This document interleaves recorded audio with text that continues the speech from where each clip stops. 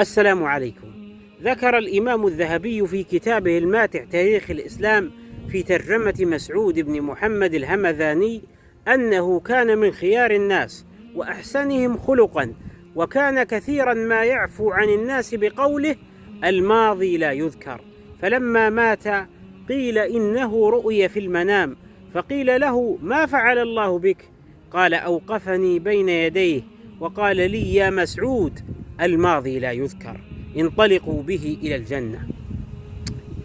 فلو تأملنا في هذا الأثر أيها الأحبة لوجدنا أن هذا الرجل اتصف بخلق العفو، فالعفو ليس ضعفا أبدا، وكل من يشير عليك أو ينصحك بأن تكون صلبا وشديدا وأن في عفوك عن غيرك يلحق بك النقص والضعف فلا تستمع إليه.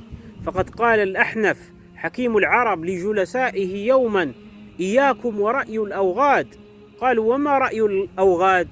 قال: الذين يرون الصفح والعفو عارا وضعفا. لذلك العفو صفة العظماء، ولذلك كان من أسماء الله الحسنى اسم العفو، فهو جل وعلا يمحو ذنوب عباده إذا تابوا ويعفو عنهم ويمنحهم العافية بأن يعافيهم من الأسقام والبلايا والأمراض. ولذلك كان أيضا من دعاء النبي صلى الله عليه وسلم: اللهم إنك عفو تحب العفو فاعف عني. لذلك حاول أن تستذكر حسنات هذا الذي بينك وبينه مشاكل، واستشعر مرور الأيام وتسرب الزمان وانقضاء الأعمار بينكما هذا الخصام وهذه العداوة الطويلة. ماذا كسبت وبما استفدت من هذا التصلب وهذا التشدد؟ وتذكر أن هذا الإنسان الذي بينك وبينه عداوة لو مرض بمرض خطير لحزنت عليه ولتدفقت في قلبك مشاعر الرحمة له والغضب من نفسك التي أسرفت في الهجر والعناد، ولتذكرت كل الذكريات الجميلة التي كانت بينكما.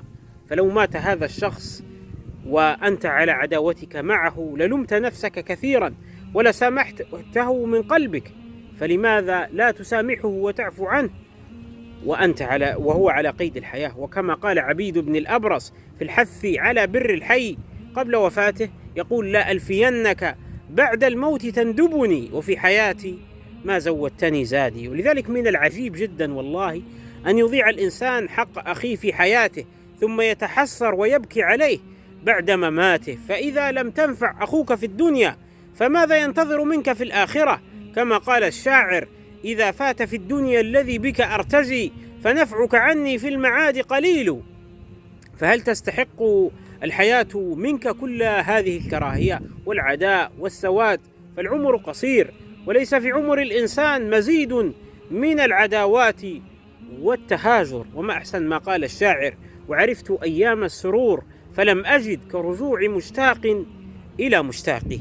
فلا تظاهر بعداوة أحد ما استطعت، ولا تقطع كل الحبال بينك وبين من عاديته، حتى إذا رجعت إليه يوما من الأيام يكون الرجوع سهلا.